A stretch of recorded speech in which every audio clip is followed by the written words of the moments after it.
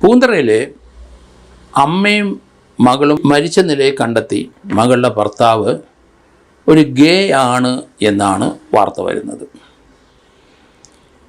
കഴിഞ്ഞ ആഴ്ചയിൽ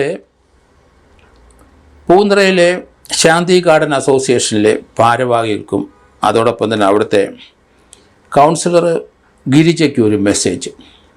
അത് ആ അസോസിയേഷൻ്റെ കീഴിലുള്ള സജിത എന്ന സ്ത്രീയും അവരുടെ മകൾ ഗ്രീമ, അവർ രണ്ടുപേരും ഒരു മെസ്സേജാണ്. ഞങ്ങൾ മരിക്കാൻ പോകുന്നു എന്ന് പറഞ്ഞൊരു മെസ്സേജ്. ഏതായാലും ശാന്തി ഗാർഡൻ അസോസിയേഷൻ ഭാരവാഹികളും അവിടുത്തെ കൗൺസിലറും ഇമ്മീഡിയറ്റായിട്ട് പൂന്തറ പോലീസ് സ്റ്റേഷനിലെ വിവരം അറിയിച്ചു. അവരെല്ലാവരും അവിടെ ഓടിയെത്തി. ആ വീടിൻ്റെ മുൻവശത്തെ വാതിൽ അകത്തു നിന്ന് പൂട്ടിയിരുന്നു. വാതിൽ ചവിട്ടിപ്പൊളിച്ച് എല്ലാവരും അകത്ത് കയറി. അവിടുത്തെ ഒരു സോഫ സെറ്റിയിലെ മകൾ ഗ്രീമ മരിച്ചു മലന്ന് കിടക്കുന്നു.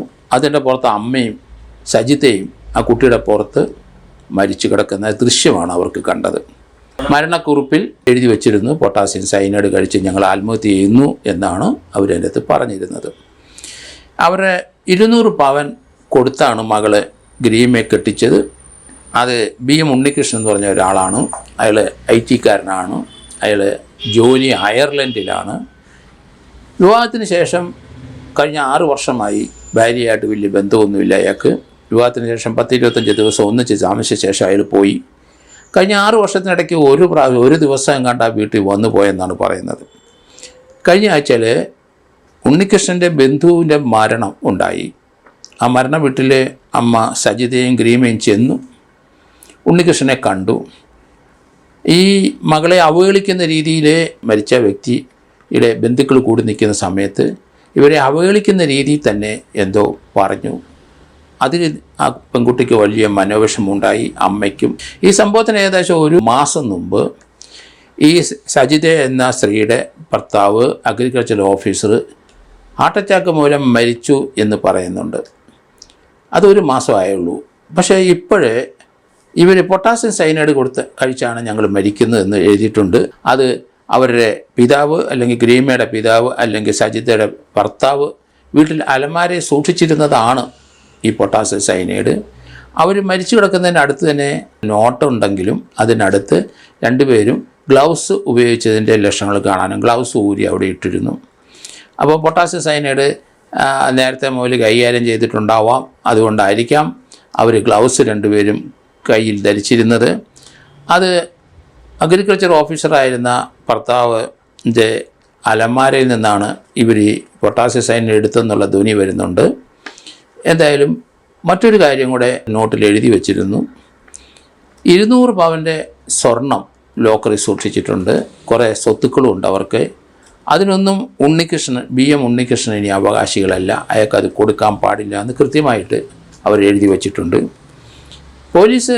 പൂന്തറയിലെ പോലീസ് ഉദ്യോഗസ്ഥർ ഓടിയെത്തി വാതിൽ ചവിട്ടിപ്പൊളിച്ച് രക്ഷപ്പെടുത്താൻ നോക്കിയെങ്കിലും അവർ മരിച്ചു കഴിഞ്ഞിരുന്നു.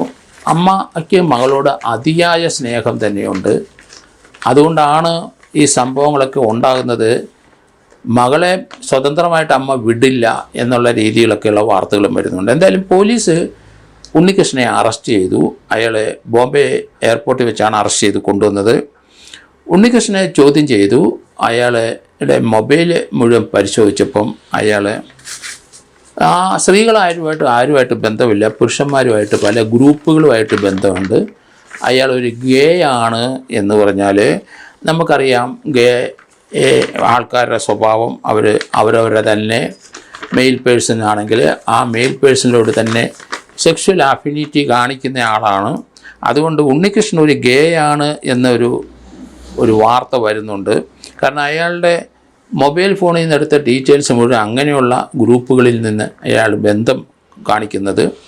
അതുകൊണ്ട് ഇയാളെ സംബന്ധിക്കുന്ന ഈ സെക്ഷൽ പെർവേർഷൻ ഉണ്ടായ ഒരു വ്യക്തി തന്നെയാണ് ഇയാളെന്നാണ് അവർ കരുതുന്നത്. അതുകൊണ്ടാണ് മകളുടെ അടുത്തോട്ടൊന്നും മകളുടെ അടുത്ത് ഇയാൾ വരാതിരിക്കുന്നതും 6 വർഷത്തിനിടയ്ക്ക് ഒരു ദിവസം മാത്രമേ ആ വീട്ടിൽ വന്നുള്ളൂ എന്നാണ് പറയുന്നത്. നിരാശ തോന്നിയ മകൾ ആ വിവരം അമ്മയുടെ അടുത്ത് പറഞ്ഞിട്ടുണ്ടാവും.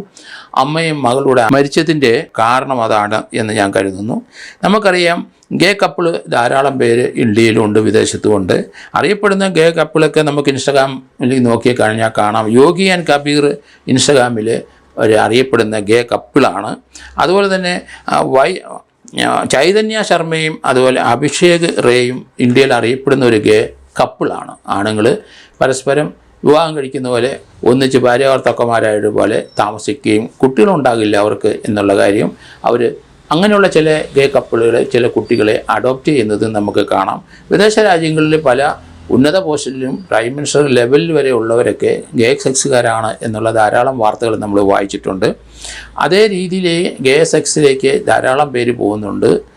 കാരണം കുടുംബ അന്തരീക്ഷത്തിൽ ജീവിക്കാൻ അവർക്കാരും തയ്യാറല്ല, കുട്ടികളുണ്ടാക്കിയാൽ അവരെ വളർത്താനും ഇവർ തയ്യാറല്ല. അതുകൊണ്ട് അവരിങ്ങനെയുള്ള ഒരു ആയിക്കഴിഞ്ഞാൽ വൺ മാനായിട്ട് അവർക്ക് ജീവിക്കാൻ, അല്ലെങ്കിൽ ഒരാളായിട്ട് അവർക്ക് ജീവിക്കാം, അവരുടെ ആ വരുമാനത്തിനകത്ത് ഒതുങ്ങി നിൽക്കാം. അങ്ങനെയുള്ള ധാരാളം ആൾക്കാർ ചിന്തിക്കും. പെൺകുട്ടികളും അങ്ങനെ തന്നെ ഗേ സെക്സിലോട്ട് പോകുന്നു, ആൺകുട്ടികളും അതെ. അതുകൊണ്ട് അങ്ങനെയുള്ളൊരു വ്യക്തിയാണ് ഇയാൾ. അതാണ് കഴിഞ്ഞ 6 വർഷമായിട്ട് അവർ ഒറ്റപ്പെട്ടത് ആ സ്ത്രീയെ